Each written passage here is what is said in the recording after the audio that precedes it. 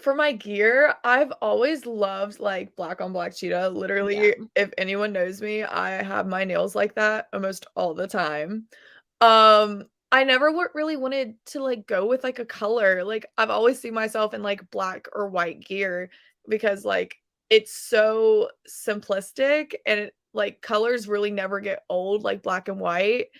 And I was like, "You know what? Like, I love black on black cheetah, so I might as well just put that into my gear."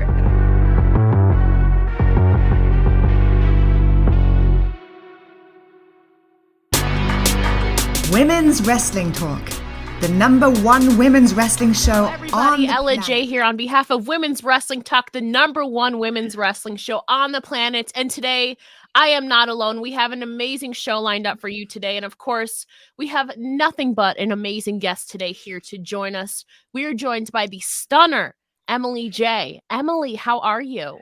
I'm so good, how are you? I'm amazing. I just want to say we got the J connection going on here. Although yours has an extra E at the end, but still, I mean, J Gang rise here on Women's Wrestling Yes, Talk. of course. I mean, we did just recently, you might have recently seen Emily on a little show called AEW Dynamite, singing Judas in my mind. They zoomed in right on her. So she might be a familiar face to you. So I mean, Emily, that literally just happened a couple days ago at the time of recording this. So how was that experience for you? And then finding out that you're all over the socials. It was so funny because the guy came up to me and said, "You better know the lyrics." And I went, "What?" And he just comes over to me with the camera, and the next thing I know, my phone is blowing up, and everybody's like, "Oh my god, you're on TV." And I was like, "What?" I was like, "What are you talking about?" They're like, "You can hear you singing. Like, it's not just quiet. Like, you can literally just hear you singing." I'm like, "Oh, great. Thanks, guys. Thanks, AEW." I mean, I guess that's not the first time you've appeared on like TV in the crowd, but I feel like that's the first time they've like really honed in on you. So I guess that's like your unofficial AEW debut, I would say. Chris Jericho, if you need a backup singer, I mean Emily Jaye is right here. Just saying for I'm ready. Fozzy. I'm so here for it, honestly. I must say I don't blame you because that was a bop every time I go to Dynamite. It's really hard not to sing it. Like it's just a staple of the show now. I literally love singing it, honestly. I was like, "Okay, let's get into it right now." Yeah, I want to get his DMCA'd here, but it is a bop. So Chris Jericho, thank you for having one of the greatest theme songs in all Elite Wrestling. I guess that's your official on-screen debut anyway. Maybe one day you'll have an in-ring debut. But I mean, we got a lot to talk about here today. First of all, at the time of recording this, you officially made your pro wrestling debut last month in September. So first of all, congratulations on that. You came away victorious. So you are officially 1-0 now, correct? Yes, that is Yes, correct. you are. So now that you've had some time to reflect and digest it all, what are some of your takeaways from that match and moment? I mean, you were also in there too with two of your very good friends in real life. It was really crazy to me because it came out of nowhere. I wasn't expecting to debut that fast, and then everything just kinda happened all at once, and I got to do it with 2 of my best friends. They took very good care of me and made sure we didn't do anything too crazy. We made everything very simple, very easy, and made sure I never got lost, so I really appreciate them so much for it. Um, it was like living out my childhood dream. I got to go into the ring, do it in front of my mom and some of my close friends in North Carolina. It was absolutely crazy to me, and I'm just very proud of myself for actually doing the damn thing. I mean, you did it. I mean, I think it's an interesting story of how it all kind of came together. Like, you had like less than a week's notice from what I recall, right? I So, had a night before notice. yeah, that's what I thought. So, I mean, how exactly did you find out and how did you find out you were debuting and then preparing for your debut match both mentally and physically in like 24 hours notice? So, I was told the night before at a show I was at because my friends were wrestling and they were having a birthday show the next day for George South. Absolutely love George South. If you know, you know. We absolutely love him. And I was told right before, they're like, "Hey, do you wanna wrestle tomorrow? We have an open spot." And I went, "What?" And they're like, "Do you have your gear?" And I was like, "Yeah, I have everything, but do you really want me?" And they're like, "Yeah." They're like, "We'll let you debut here." I was like, "Thank you. Appreciate that." So I had like a 2-hour car ride back home, and I was stressing to my mom. I was like, "Dude, I have to do so much stuff, and we have to leave out of here by like 10 a.m. the next day to go down there." And I'm like, "I'm gonna be so stressed." And then I literally got home, put self tanner on, mentally prepared myself, went over chain wrestling and was like, "Okay, do I remember what I can do?" Because I haven't been in a ring in about like a couple, I'd say like at least a month. I haven't Yeah. been in a ring. I still went to the gym and still practiced, but like I couldn't do a lot of in ring stuff. So I was like, we're just gonna go over everything and hope I remember everything. And the good thing is, I do have muscle memory. Shout out to Muscle Man Malcolm for that one. But I have muscle memory, so it's really easy for me to understand what I was doing and how I could calm myself down and be like, "It's okay, you're gonna be all right." And you came out victorious, now officially undefeated in professional wrestling, according to the record books. But I think it's also interesting because I don't think a lot of people would know this. Obviously, your theme song was "Give It Up" by Victorious, right? Yes. Yes. So, but that wasn't the original plan. So, how did you end up landing on "Give It Up"? Well, the other music we chose, we're not gonna give that away Mhm. too soon because we might use it again. True. Um, the whole reason we chose "Give It Up" is because it was such a last minute decision, and I was like, "Oh gosh." And I was like, "Oh, I'm gonna freak out, like, if I come out to my original one because that's more of, like, a heel theme." Yeah, And I was true. like, "I need a face theme." And so we chose "Give It Up" by Victorious, and it just worked perfectly, and I absolutely loved it. Give it up, 'cause you know you can win. No, I don't wanna get us DMCA'd, but it's honestly a bop. So I was very happy for you. I mean, we also got to see the debut of your stunning black and white leopard print or cheetah print, correct me. But Yes. can you tell us more about the source of inspiration or the vision behind your gear? For my gear, I've always loved, like, black on black cheetah. Yeah. Literally, if anyone knows me, I have my nails like that almost all the time.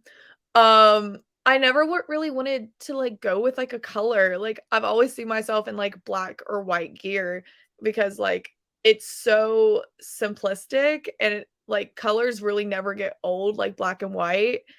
And I was like, "You know what? Like, I love black on black cheetah, so I might as well just put that into my gear." And I do have new gear coming probably around my next match, and I'm very excited for those. Mm. I mean, Yeah. I was gonna ask, I mean, you obviously have a vision set in motion. Can you give us a little hint or sneak peek at your next gear? Oh gosh, I have 2 coming. One Okay. of them is a color. Other one is something with another wrestler that y'all don't know about just yet. Mm, bet you I can guess, but we'll Oh, leave you could guess. we will leave the mystery to your next appearance, which actually we'll talk about a bit later today because that's a huge opportunity coming up for you. And I feel like maybe this will give away the answer to who your gear is based off of. But in your vision today, who do you think has the best ring gear game or aesthetic in pro wrestling today? Oh my gosh, Liv Morgan. Is that even a Yes. question? I love her style so much because it's never the same thing over and over again. It's always something different, and I'm here Now I for it. I love I it. feel like too she takes a lot of inspiration. Obviously, she's into like the horror genre and all of that. I don't know if some people take like inspiration from like video games or movies. Have you like had anything brewing in your mind from like pop culture or anything like that? I've been looking at Ariana Grande a lot Mm. lately, and I'm like, "What you doing over there, I girl?" mean, she sing half of Give It Up too? Yes, she Yeah, she does. does. I feel like that would tie in everything all together. I can't imagine you in a high ponytail, to be honest.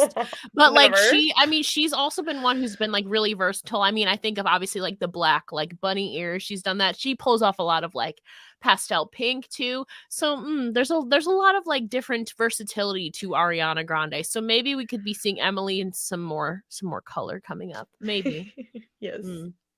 Now, I know the answer to this. You already said one of them, but our listeners on women's wrestling Talk might not know, in the spirit of celebrating women's wrestling, who are some women in wrestling who inspire or empower you, and why? Liv Morgan is definitely at the top of my list. That girl has done more for me than I could ever even imagine. She has always been there for me and has always supported me through wrestling. And she's just an amazing wrestler altogether. Another one, oh my gosh, probably Nikki Bella. Nikki means a lot because when I was going through a really tough period of my life, she was one of the main sources of happiness for me. Her, Eva Marie, even though people don't like her, I love her. Um, but like they were always the ones on my TV, and I was like, I want to be one of them one day. And it's crazy to see how life changes. And now we're here. And also, I mean, the woman who got you into pro wrestling is still going strong.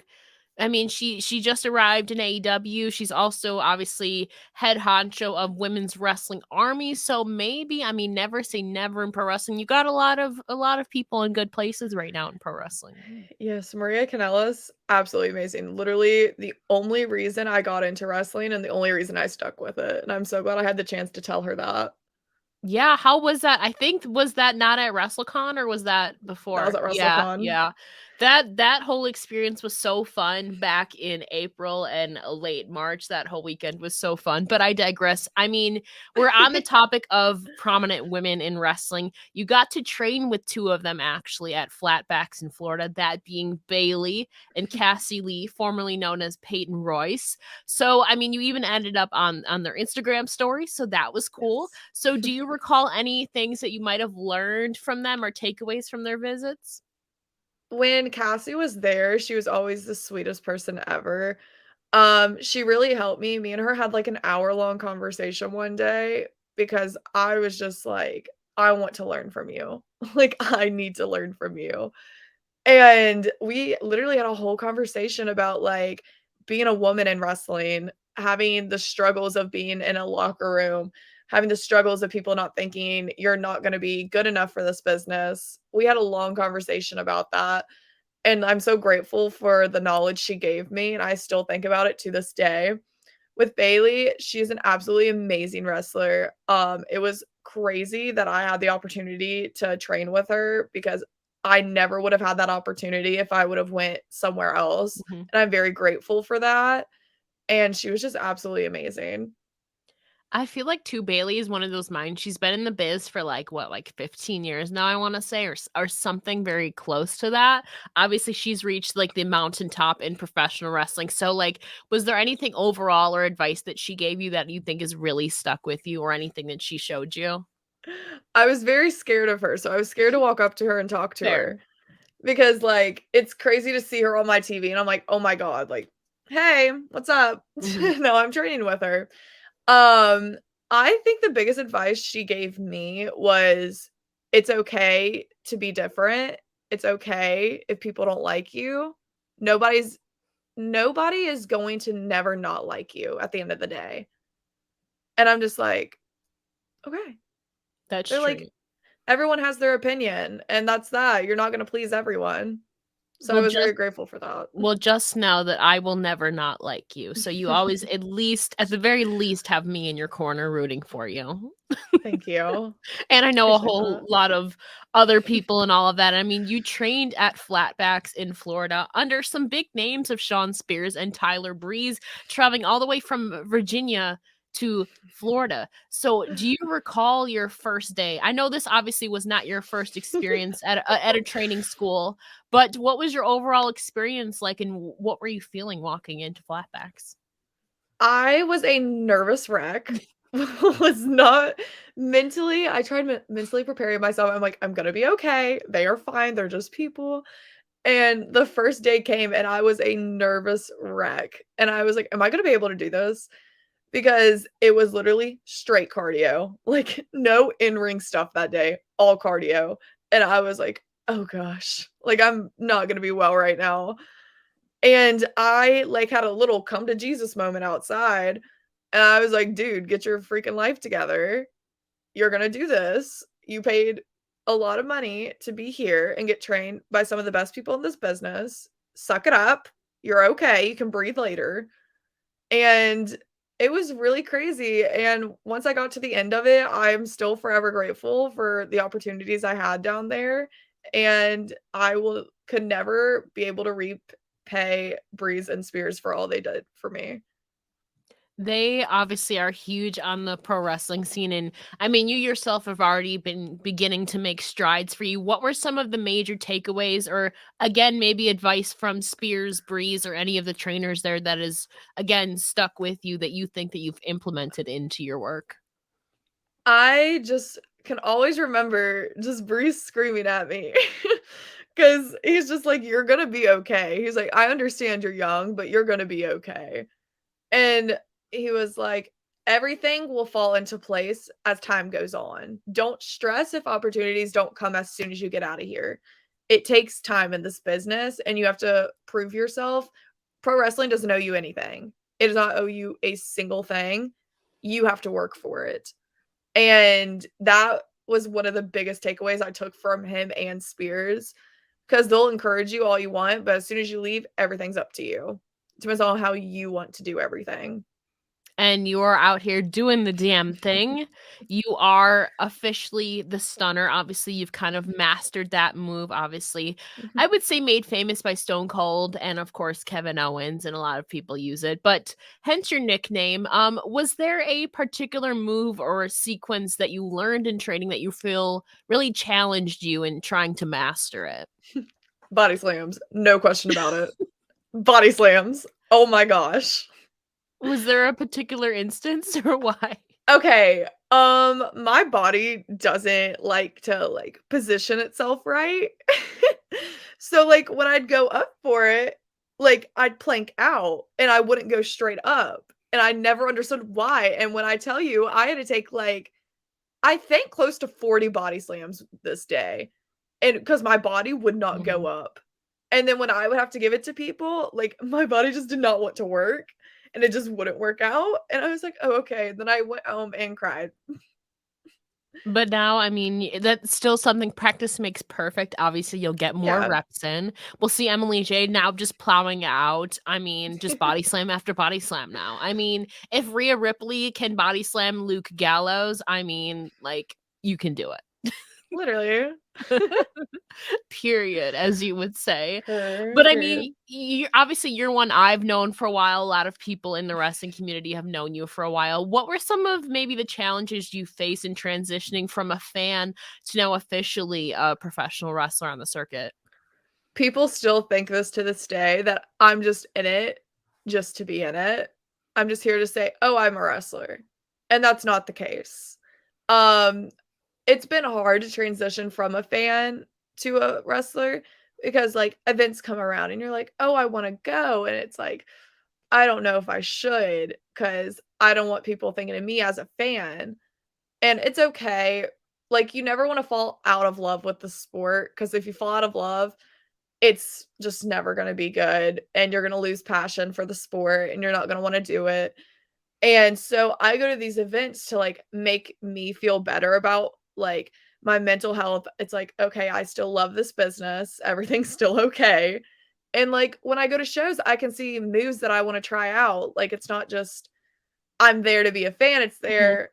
it's I'm there, I wanna learn because 'cause you're up close, you can see what they're doing, you can see how they're calling stuff, and it's just like, "Oh, okay, like, I understand it." So, it's been pretty difficult to transition, but it hasn't been difficult. Yeah, that makes sense. And at the end of the day, you are still passionate about it and you're still supporting it, but you're also like kind of learning in the process by watching. I feel like obviously you've studied like William Regal and stuff before, like yourself, but it's another experience like seeing it in person, you know, then you can Oh, really yeah. look up close and really, really hone in, I think, on it. You can really pinpoint stuff when you're up close. You can, is there anything that you've seen up close? You're like, oh, maybe that's something I should maybe look into or maybe tweak in your own move set. Slowing down, I need to slow down. I need to slow down so bad. I rushed through my entire match, and I was like, "Okay, I just need to learn Breathe. to slow down. Breathe and slow down, literally." Fair enough. I mean, you don't want to be winded in there, so Oh, yeah. I feel like again, it comes with practice in anything you do in life. The more reps you get in, the better you're gonna be. But I mean, you did get to recently partake in your first Fan Fest experience at Baltimore Celeb Fest. So how was that overall experience for you? I mean, you were next to our girl Alicia Toot too as well, and I mean, you got to see some pretty cool faces there. I absolutely love Alicia, number 1. We vibe so well together. It was really crazy because I didn't expect people to, like, come up to me and know me because I'm out there, but I'm not out there as a wrestler because I haven't posted my match, nobody knows how I can work, and I'm like, "Are people really gonna wanna meet me?" And, like, I had, like, a breakdown the night before, I'm like, "What if I'm here for, like, nothing, like, nobody wants to meet me?" And it was really heartwarming to know that, like, people actually wanted to meet me. Some guy came up to me and he was like, "I've followed you for literally 4 years now, and it's crazy to see how your life has changed." And I was like, "That really means so much to me." And it was so great to have the opportunity to be at something with such big names, like, I think it was Mick Foley there, Adam Page, oh gosh, so many people. Nyla Rose with the run-in with the TBS Yes. championship. Nyla was great. I love her. That was just from clips from social media, and I had friends who went there. It seemed like such a fun experience, but it's gotta feel like weird or like surreal for you being on the other side of being at these conventions now, I would think, right? Oh, it was so surreal because, like, everyone just came up to me, like, all the people that were there, and they all introduced themselves, and I was like, "Oh my gosh, like, you're actually really chill. Like, you're not as scary as you are on TV." But, like, it's crazy. Everybody's so sweet. It was really a fun experience. I got to see Danny, so Harley Cameron. I got to see her for the first time since Flatbacks. Absolutely love her. If you haven't heard of her, you need to check her out. Absolutely love that girl. Um, but yeah, it was really crazy, and I'm so grateful I had the opportunity to do that. Oh, I'm so exciting. It's so exciting for you. And of course, it was recently announced you'll be at another convention, that being WrestleCade in Winston-Salem during Thanksgiving weekend. And not only that, but you will be officially competing at Ladies' Night Out. So tell us more about how this all came together. And I mean, how much you're looking forward to it. I'm very grateful for Parker Kane Promotions. They brought me in for Baltimore Celeb Fest, and now they're bringing me in for WrestleCade. And it somehow just perfectly worked out because I've known about Ladies Night Out ever since WrestleCade has existed, and I've always wanted to be a part of it because I went to WrestleCade last year, had an absolutely amazing time, and I was like, "This time next year, I'm going to be here as a wrestler. I'm going to be here and work a show." And I manifested it, and now it's happening. And it's very crazy because I went to the show last year as a fan, and now I'm working it as a wrestler, and it's so, like, mind-blowing to me. I'm like, "Whoa, this is crazy." Now, we don't know exactly who or what match you'll be competing in, but I'm sure that will be announced soon. But I feel like, too, I mean, this is overall, at least, I don't know if do you have anything in between now and WrestleCade before I I do not. transition? Okay. I do So I not. thought so. But do you feel maybe any pressure getting some of these bigger opportunities this early in your career so far? I feel a lot of pressure on myself. I always put a lot of pressure on myself, and, like, I've always been told, like, "Be careful with what bookings you take because you don't want to go to a place where they won't pay you or it's just a sketchy, like, situation."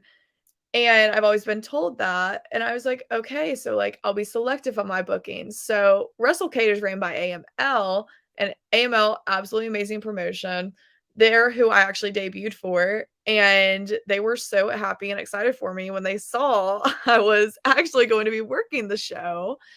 But I feel like there's a lot of pressure on myself because it's pretty much like I can't mess this up for me because I just can't make a fool of myself. I understand it's my second match, but I need this to make it look like it's my 100th match at this point. Now, there is somebody who I don't know if she was officially announced yet, but I know she'll be there that weekend, is Chelsea Green, who you have been wanting to square off with. So, I mean, there's a possibility for that. Maybe. I hope she gets announced for Ladies Night Out. Or you're gonna have. I know she's coming to WrestleCade. She'll be at WrestleCade. She was on Ladies Night Out last year, so yes. At Maybe. AML. Hello. Oh my gosh. But you're primarily based in the Virginia, North Carolina scene, but more generally, are there any girls on the independents right now that you really have your eye on possibly squaring off with? Heather Reckless. Oh, I love that girl. Kaya McKenna. Love Kaya. Who's unfortunately just re-injured herself, though. I know. So I don't know how long she's going to be out, TBD, but I love that girl, too. Oh gosh, and who else? I feel like there's one more. I think it's Billy Starks. Oh, Billy. I mean, you and Billy are also around the same age. So, and I mean, Billy, it is absolutely scary how good that girl is, and she's not even like reached her peak yet. Like, there's even more she can do. She just ranked number 52 on the PWI Women's 150 list. Just imagine, like, she's not even in her prime yet. It's kind of scary. She's still very young. I know. She's younger than me. Yeah.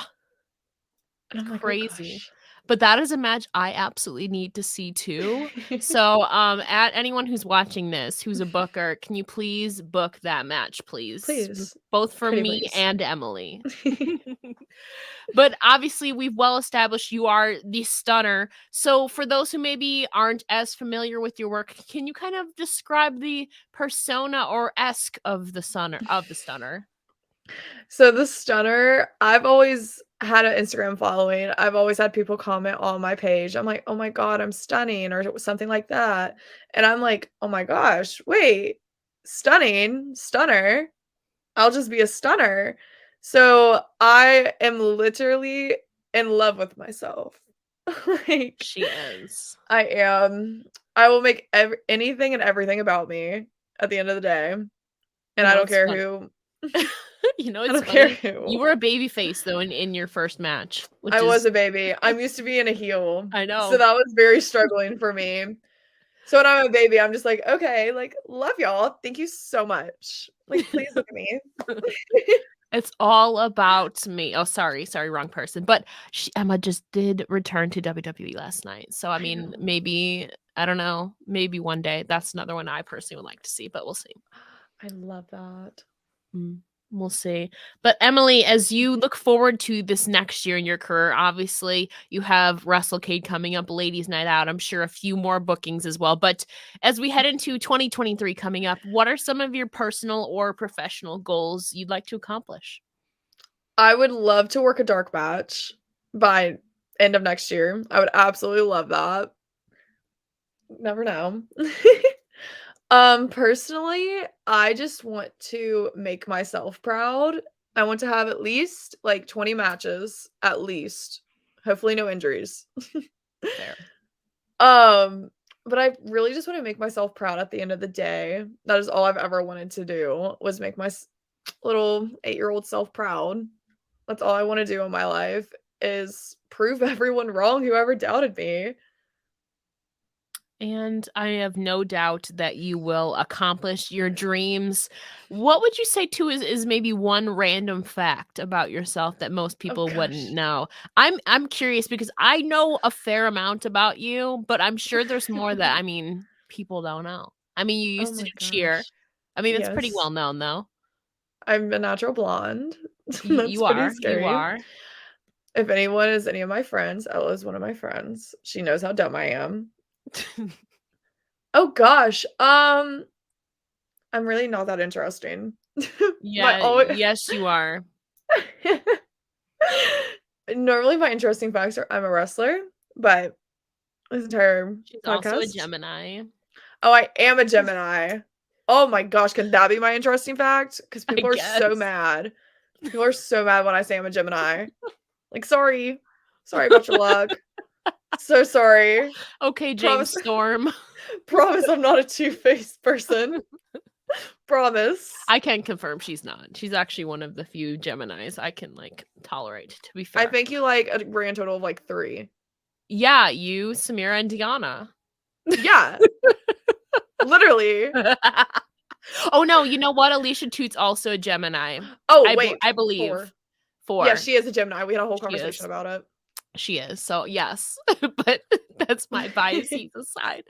But now we're going to transition to a segment we like to call here Rapid Hot Tags, which is basically just like a spitfire. It's very simple questions about yourself. It's basically just about you. So, now she's got the water. She's already feeling the pressure. So it's just basically the first thing that comes to your mind. We got about 6-7 questions here. So just the first thing that comes to your mind, and go. Who is your favorite musical artist of all time? Taylor Swift. See, that was easy. See? Now, okay, hot take. What do you think of her new album? Oh my gosh, I love it. I like the 3 a.m. track, Would've, Could've, Should've. I relate to that song a little too close to home, and that has been on a repeat. Fair. I've only listened to like 5 songs. I have not listened, but it was a 3 a.m. One, but it was only like the first 5 songs in there, so I haven't listened to the whole thing yet. Obviously, Anti-Hero is obviously very popular on the radio right now. I don't know if you listen to the radio, but I still do. I listen to Spotify. That's a huge one on there. I'll need to check it out. Obviously, that just dropped, Midnight by Taylor Swift. Have you been to a Swift concert before? I have never been to a Swift concert before. You've been to so many concerts in your life, though. Okay, listen. I just go to Dylan Scott. Dylan Scott, love that man. Notice how she didn't say Dylan Scott, though. Okay, listen. Everybody's gonna know who Taylor Swift is. Nobody's gonna know who Dylan Scott is. He's a great country singer, just saying. He is. Just saying. Now, next question. What is your favorite body part to work on? You can say it. You can say the medical if you won't. I will say it for you. Oh, we're gonna say arm. Okay. That way you can train those guns and flex all the time, the stunner. Yeah. Mm-hmm. Now, what is your favorite show to binge watch? The Vampire Diaries. Oh, it's not Dahmer? Did she convince me to gosh. I love The Vampire Diaries, and I love Jenny and Georgia. I think that's a very good show. I need season 2 to hurry up. And you know what? That's a struggle. That is like literally like shows come out and then like the next season doesn't come out for like 2 years. It's like, hello.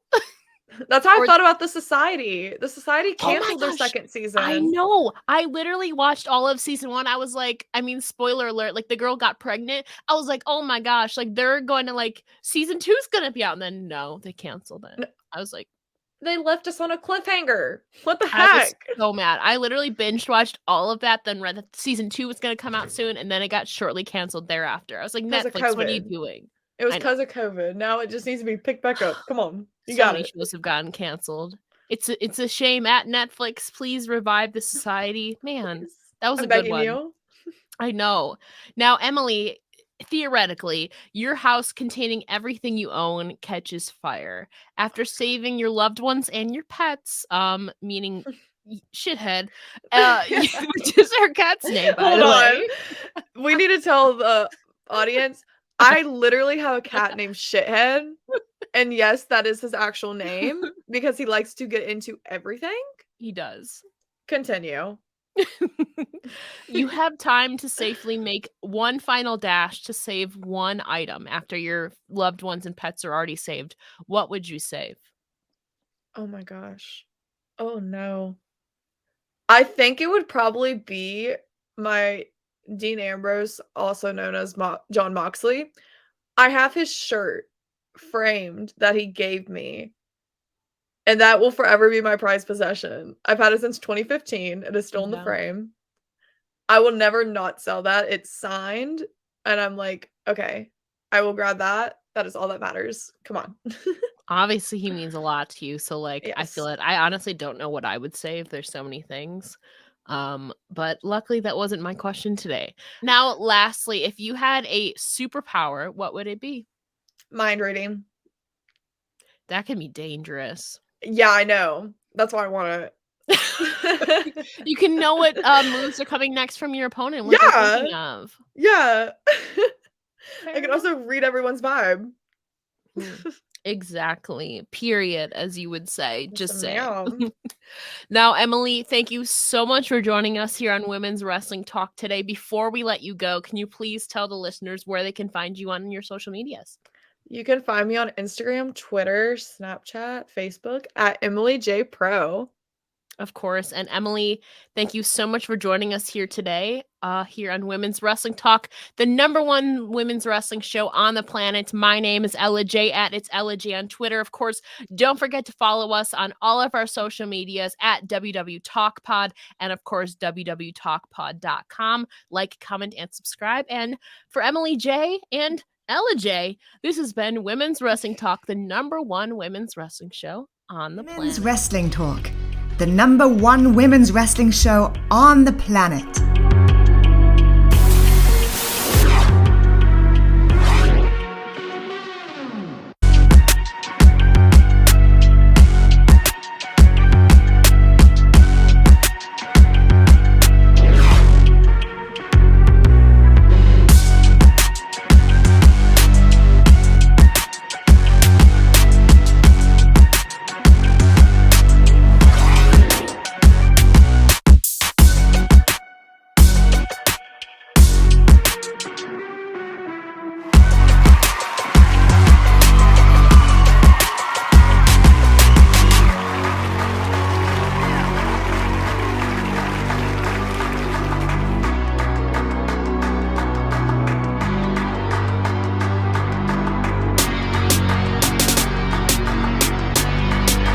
Women's Wrestling Talk, the #1 women's wrestling show on the planet.